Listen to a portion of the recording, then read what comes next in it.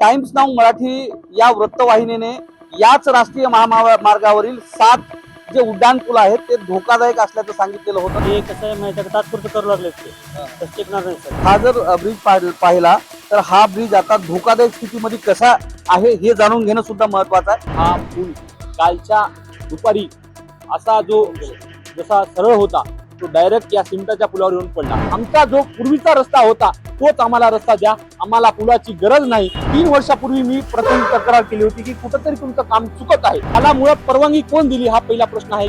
नक्कीच याने जितके कामं केले त्याच्यापैकी 85% कामं बोगसच आहेत, मला असं 100% वाटते।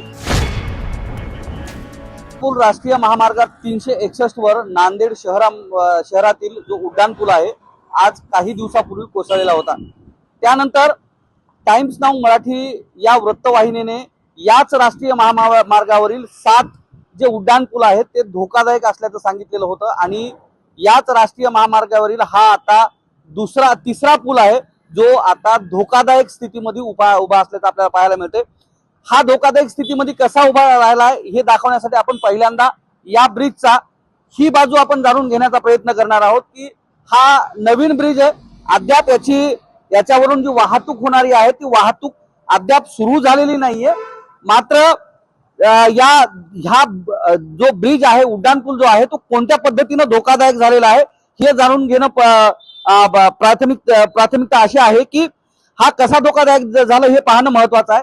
कारण ही जी या उड्डाणपुलाची जी भिंत आहे ती या पद्धतीनं याच जे ब्लॉक्स आहेत सिमेंट ब्लॉक्स आहेत या सिमेंट ब्लॉक्सनं उभी केलेली या ठिकाणी पाहायला मिळते आणि त्याच्यामध्ये हे जे पिल्लर्स आहेत त्या पिल्लर्स मध्ये ज्या पद्धतीनं हा जो गॅप आहे अशा पद्धतीचा गॅप या उड्डाणपुलाच्या दरम्यान आहे आणि हा मधला जो पोर्शन आहे हा मधला पोर्शन हा रहदारीसाठी खुला करण्यात आलेला आहे आणि दुसरा जो पोर्शन आहे त्या दुसऱ्या पोर्शनवर आता एका नवीन तंत्रज्ञानाच्या आधारे हा पूल मजबूत करण्याचं काम केलं जाते असं बोललं जातं।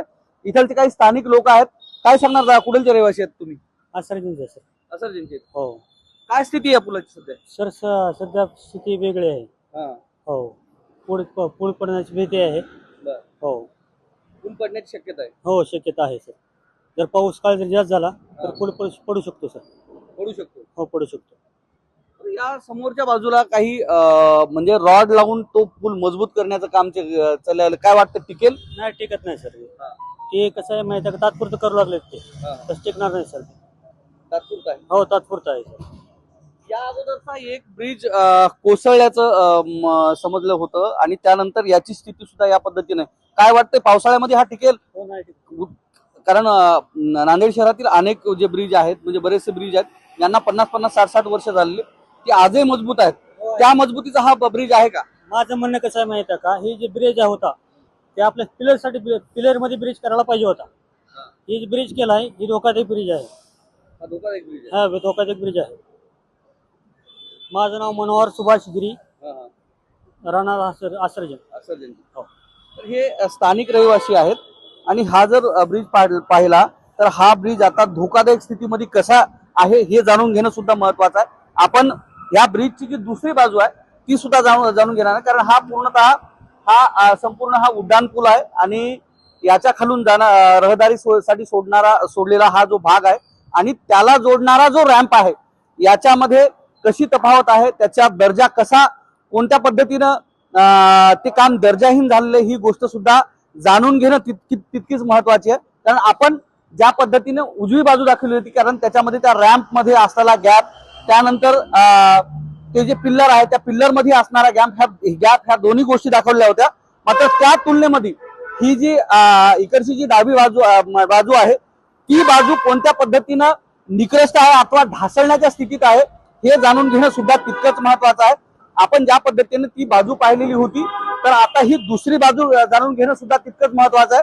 आपण वरच्या बाजूला पाहू शकता की हे रहदारीसाठी सोडलेला मधला पोर्शन आहे आणि ज्या पद्धतीनं आपण अगोदर त्या साईडला गेल्यानंतर जे दाखवलेलं होतं की या पद्धतीनं हा जो मधला भाग आहे याचा मधला भाग जो आहे ते हा पूर्णतः येऊन या पिल्लर्सवर आता येऊन लटकल्याचं या ठिकाणी पाहायला मिळतंय।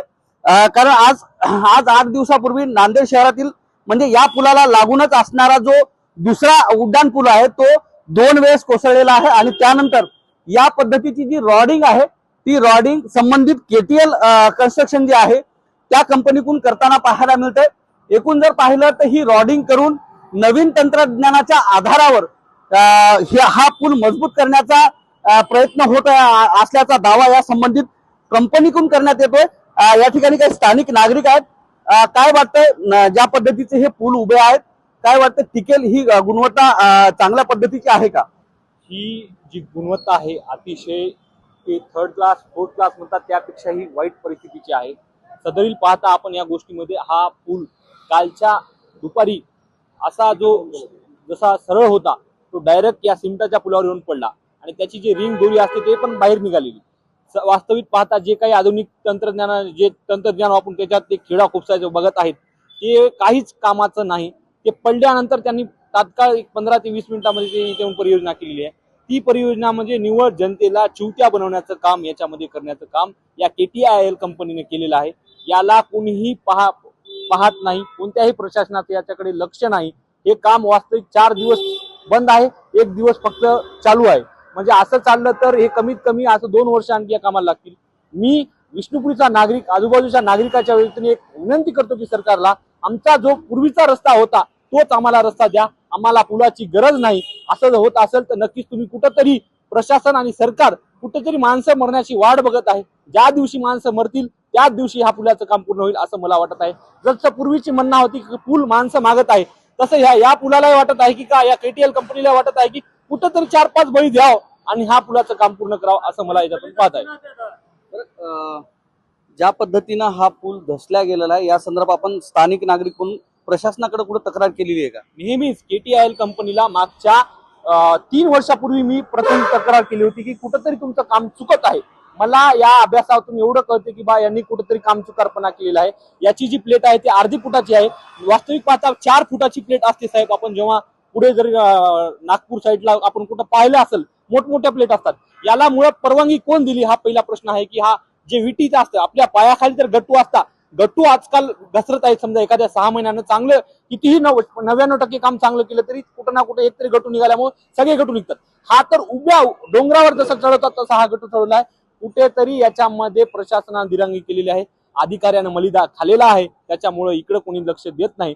जनता मरेल याची कुणालाही गरज नाही, आपलं पोट भरलं हीच गरज आहे। त्यानंतर ग्रामीण कॉलेजच्या समोर जो 1982 ला नांदेड लातूर महामार्ग होता त्या महामार्गाचं काम झालं तेव्हाचा जो पूल होता आजच्या 40-45 वर्षीचा जो खालचा पूल होता त्या पुलावर फक्त यांनी डांबर टाकलं, आजूबाजूला रंगरंगोटी केली आणि त्याची वाहतूक चालू केली। त्याच्यामध्ये कुठंतरी लोकांना इड्याट काढण्याचं काम या KTIL कंपनी केली आहे। ही जनता वेडी नाही। आता प्रशासन आजूबाजूचे 10-12 गावचे लोक एकत्र येणार आणि या KTIL कंपनीच्या गाड्यावर धोंडे घातल्याशिवाय या अधिकाऱ्याला जे काही कर्मचारी असतील त्यांना इथे कामावर येऊ देण्याचं काम करणार नाही आम्ही असं ठरवणार आहात।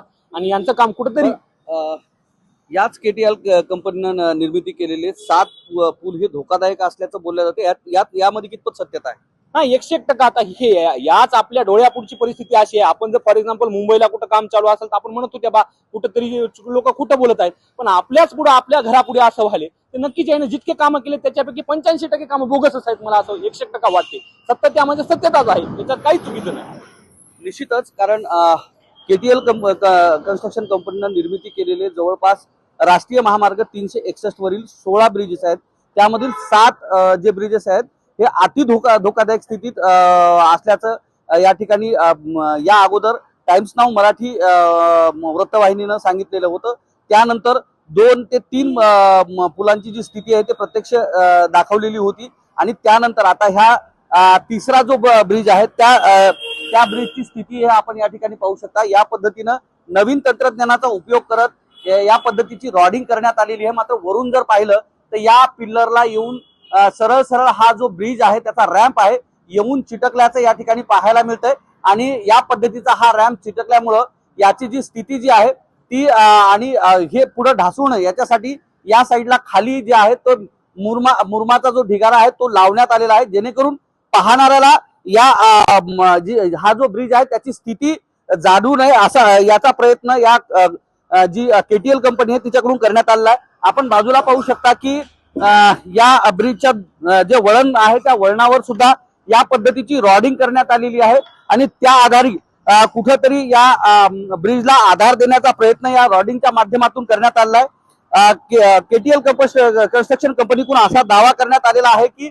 ही जी रॉडिंग आहे ती ज्या पद्धतीनं मुंबई सी लिंक वर ज्या पद्धतीनं रॉडिंग करण्यात आलेली आहे त्या नवीन तंत्रज्ञानाचा उपयोग करत ही रॉडिंग झाल्याचं बोलल्या जाते. मात्र ही रॉडिंग कितपत टिकेल याच्यावर सुद्धा संशय या ठिकाणी स्थानिक नागरिकांनी व्यक्त केलेला आहे. दरम्यान या अगोदर नॅशनल हायवेचे राष्ट्रीय महामार्ग प्राधिकरणचे जे उपप्रबंधक आहेत महेश पाटील यांच्याशी टाइम्स नाऊ मराठी वृत्तवाहिनीनं संपर्क केला होता. त्यानंतर या जे ब्रिज आहेत उड्डाणपूल आहेत त्यांच्या गुणवत्तेविषयी त्यांनी सुद्धा संशय व्यक्त केला होता. दिल्लीची एक जी केंद्राची जी टीम आहे त्या केंद्राच्या टीमनं या ब्रिजची पाहणी केलेली होती. मात्र अद्याप तरी ही जी केटीएल कन्स्ट्रक्शन कंपनी आहे तिच्यावर कारवाई झाली नाही. संबंधित कंपनीला काळ्या यादीत टाकण्याची सुद्धा मागणी होताना पाहायला मिळते. मात्र अद्याप तरी जी थेट कारवाई व ठोस कारवाई आहे ती अद्याप तरी या केटीएल कन्स्ट्रक्शन कंपनीवर झालेली नाही. कारण एकूण जर पाहिलं तर अशा कंपन्यांवर कारवाई करत त्यांना काळ्या यादीत टाकणं गरजेचं असल्याचं नागरिकांकडून बोलण्यात येते. मात्र प्रशासन आणि प्रशासन स्तरावरील जे अधिकारी आहेत कुठेतरी मलिदा खाऊन या कंपन्यांवर कारवाई करत नसल्याचा आरोप स्थानिकांनी केलेला आहे. त्यामुळे या धोकादायक स्थितीमध्ये असलेली जी पुलं आहेत या पुलावरून होणारी वाहतूक व आजूबाजूने जाणारी वाहतूक ही लोकांना जीव मुठीत घेऊन वावर करावा लागत असल्याचं चित्र या ठिकाणी पाहायला मिळते. त्यामुळं तात्काळ या संबंधित कंपनीवर कारवाई करण्याची मागणी स्थानिकांनी केली आहे. कॅमेरामन सुधाकर सह मी धनंजय सोळंके, टाइम्स नाऊ मराठी, नांदेड.